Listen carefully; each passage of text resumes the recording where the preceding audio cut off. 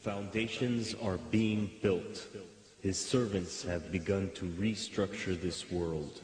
They are bringing in a new age, a new system, a new order of the world. From 1945 and the end of the war through 1989 and the end of the Cold War, we had a worldview. Republican and Democratic presidents alike, from Harry Truman to George Bush, stood for freedom and stood for certain propositions that would make America strong and healthy and grow the middle class and shrink poverty and stand against communism. And after 1989, President Bush said, and it's a phrase that I often use myself, that we needed a new world order. Now we can see a new world coming into view. A world in which there is the very real prospect of a new world order. The new world had been called into existence to redress the balance of the old. In 1990, another old world ended, dominated by the Cold War, and people talked then, in 1990, of a new world order. What they actually meant then was a new political order. And what was not foreseen then, but is obvious now from everything that we see and do, what we experience in every day of our life, is the sheer scale and speed and scope of globalization. And it's only now that we can begin to understand that the world order that globalization brings and what it's going to look like, it's driven forward now not just by the balance of military strength, the Cold War times, or ordinary political power. It's being driven forward by a seismic shift in economic power that we see around. We have before us the opportunity to forge for ourselves and for future generations a new world order, a world where the rule of law, not the law of the jungle, governs the conduct of nations. When we are successful, and we will be, we have a real chance at this new world order, an order in which a credible United Nations can use its peacekeeping role to fulfill the promise and vision of the UN's founders. Nevertheless, the United States is in a key position to shape this so that the problem of the Bush presidency will be the emergence of a new international order. Within the next 4 years, we will see the emergence of a new international order. The beginning of a new international order, and the hope that each of us has to build a new world order in which nations and peoples with different systems and different values can live together in peace, to build a new world order, to build a new world order. Ladies and gentlemen, 15 years ago, the Cold War ended. At that time, we hoped for a new world order, a world order that is rooted in humanity.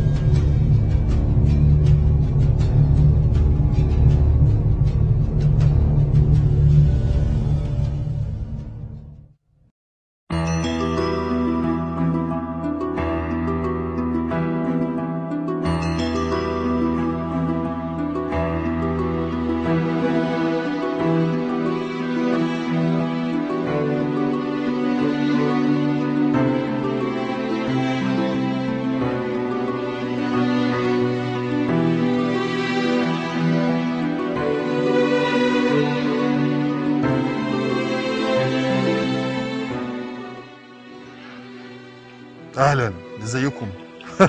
هذا القناع أثار الكثير من الجدل وأثار الكثير من الصخب، فضلا على أنه هذا القناع منتشر بالتأكيد في ميدان التحرير بين المتظاهرين. هذا هو قناع فانتيتا الذي أشرف بارتدائه في هذه الحلقة في وسط هذا الميدان وفي قلب برنامج في الميدان وفي ميدان التحرير.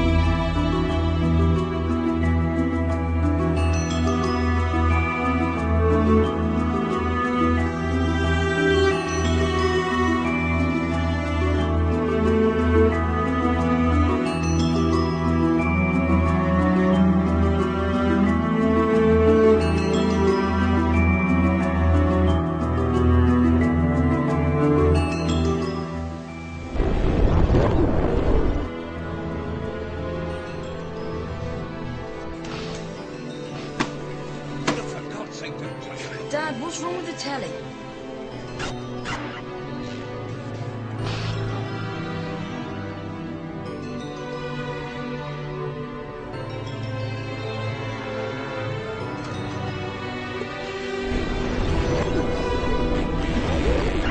Good evening, London. Allow me first to apologize for this emergency channel. As you, like many of you, appreciate the comforts of everyday routine, security of the familiar,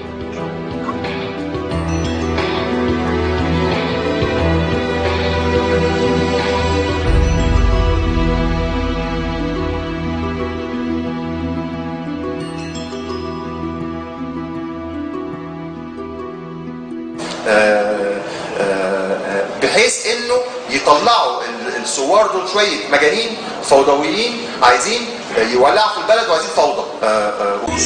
ما بتنهارش بسهوله، قياده الجيوش ما بتسقطش بسهوله، لانه هو ده قلب بيسموه القلب الصلب. الناس اللي بتحب الجيش قوي تقول لك ده القلب الصلب بتاع الدوله، وما تجيش تحت القلب الصلب وانت كده هتسقط الدوله. طب ما احنا عايزين نسقط الدوله، احنا بنعمل الثوره عشان نعمل ايه؟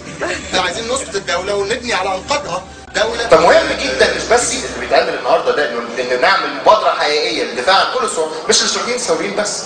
6 اكتوبر 6 ابريل قبليهم، وهيجي بعديهم سلسله من المجموعات اللي هيطلعوها، مجموعات شيطانيه كده اهوت عايزه تولع في البلد، وهيلزقوا ليهم اي تهم يلاقوها في سكتهم.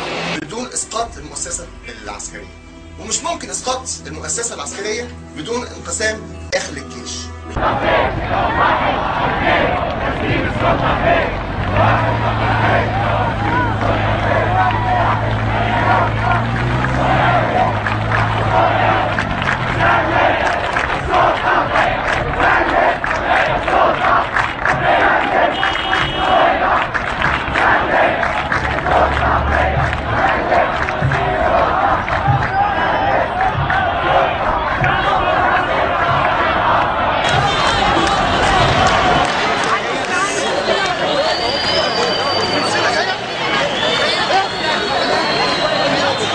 مش هنسيب دم